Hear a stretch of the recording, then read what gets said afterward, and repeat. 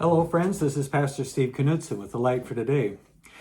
I had the chance to get both my vaccine shots now and I'm ready to go. And I thought I'd share a little bit of some of the reasonings that I took advantage of the vaccine. Well, for one, perhaps a personal one, I decided it was much rather develop the antibodies through a vaccine than getting the real thing and suffering the consequences of that. But really the more important reason for me in getting a vaccine was for the sake of the neighbor.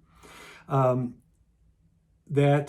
having a vaccine and others having a vaccine, we can create the conditions where the rate of COVID goes down and we can gather more freely in person.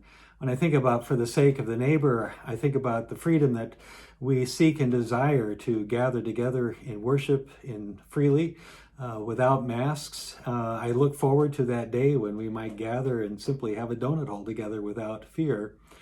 But I also think about just simply jobs and economies.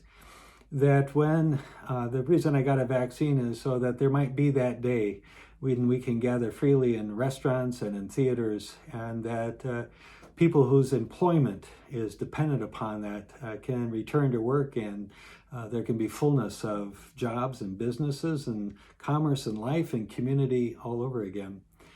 Martin Luther, when he talked about the meaning of the Ten Commandments, he says it's not just simply about avoiding some things, but we do things so as to promote the welfare and benefit of our neighbor, to improve and protect our neighbor's capacity to make a living and to have their way in the world, to protect the neighbor.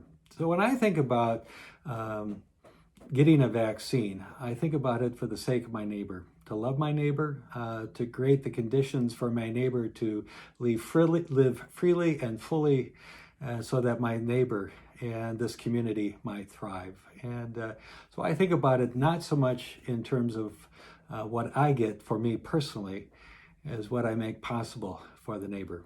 So God's grace and peace be with you, and take care. This is A Light for Today.